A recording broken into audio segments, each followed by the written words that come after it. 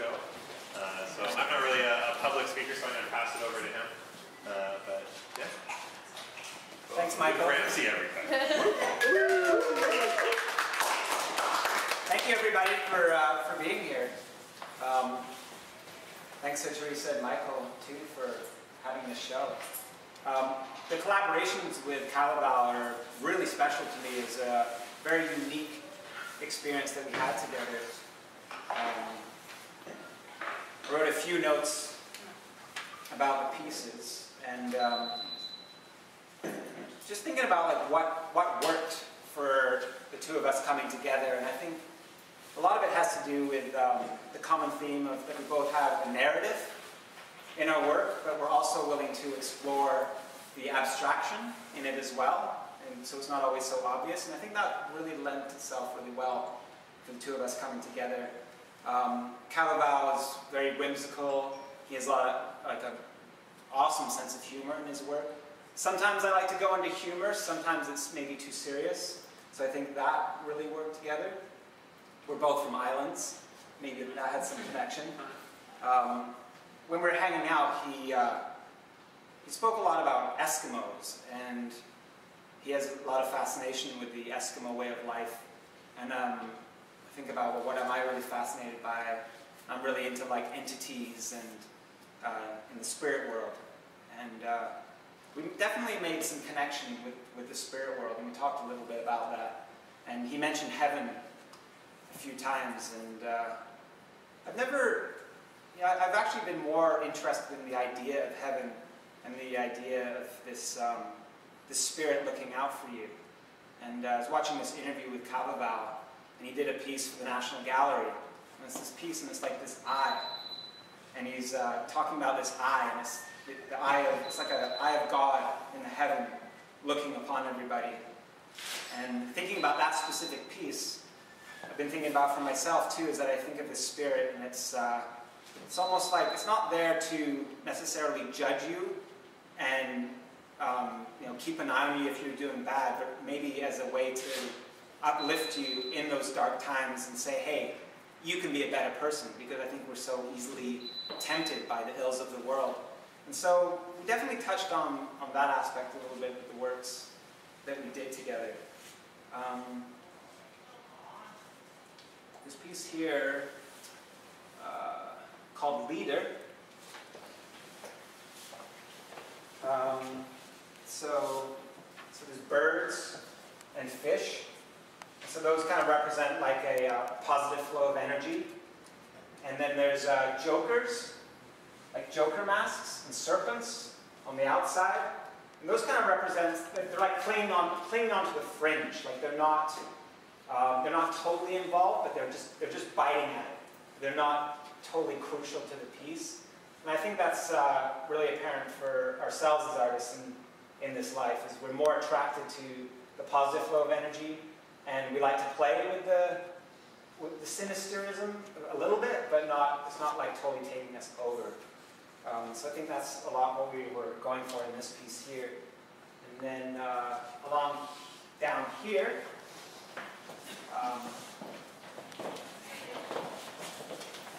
so this piece here, so there's like a shipwrecked boat,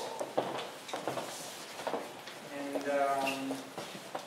like the shipwrecked boat means that like it has a history and it has a story, but there's no flow with the shipwrecked boat. It's not in the water. It's not fulfilling its purpose.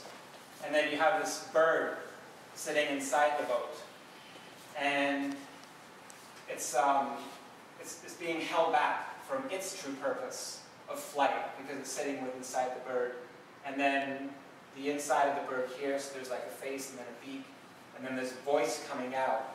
And it's almost like calling to other birds elsewhere, saying like, come rescue me from this situation. And I think that happens a lot to the human spirit in life sometimes, is that we get brought down and we don't get to really let our wings fly, or let our sails be guided by the winds. So we're kind of like shipwrecked here. And there's all these different emotions in here, these different faces of like worry and stress.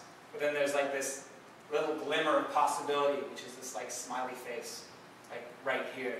So there is like some light within this piece here. See this piece here? I call this one Tears to Heaven. And Qavavau, well, he called it Tears to Heaven actually. He spoke about these tears and this crying. And crying is such a beautiful thing because it can represent hurt, it can represent loss, but it can also represent great love and great emotion. And Qavavau was like talking to me about these little crosses. And to him, they represent heaven. And I always thought a lot about what that meant to him and the actual symbolism of it. And these crosses, like, are they pointing in different directions? And does that mean that like heaven is everywhere?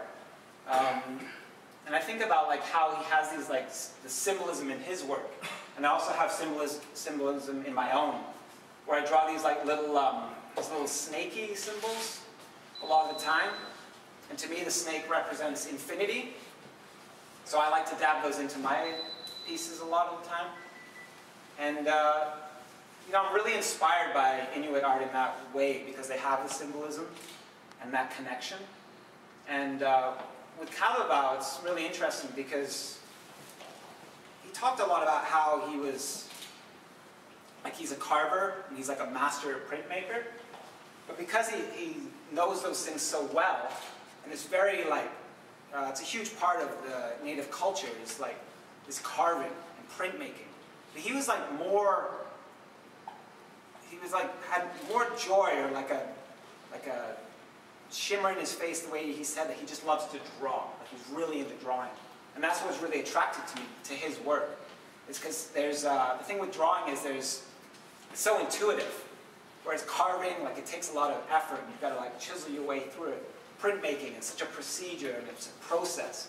But drawing, it's just like, boom, there it is. And so it was really cool to like make that connection with him about how he like loves drawing. And you know, maybe he could spend more time doing carving and printmaking because that's way more, like you see it more in the culture, and you see less of just this drawing and this free spirit nature. And so it was really nice to connect on that level.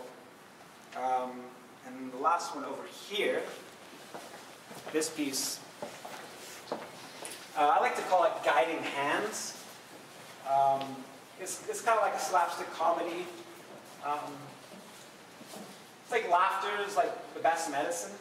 So you've got this line coming through here. It's just like this goofy looking body.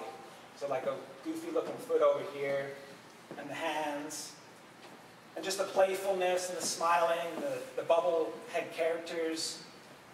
And it's as simple as that really. It's just like sometimes in life you just want things to be goofy, whimsical, and have that humor. So yeah, it's really special to hang out with him because English is his second language, so it's not like we were having these intense conversations, but I'd like play some music, like just picked up the new Forte album, and he was like, oh, I've never heard of this, and he was like really grooving on it. And we just got into this zone, and it was really special. And he was like telling me these stories. Told me this one story about how there was like this giant bird that came down. Like it's kind of scary, but this giant bird that came down and like tried to like snatch away one of the kids, and I was like, what? Like really? Like a bird? He's like, yeah, a big bird.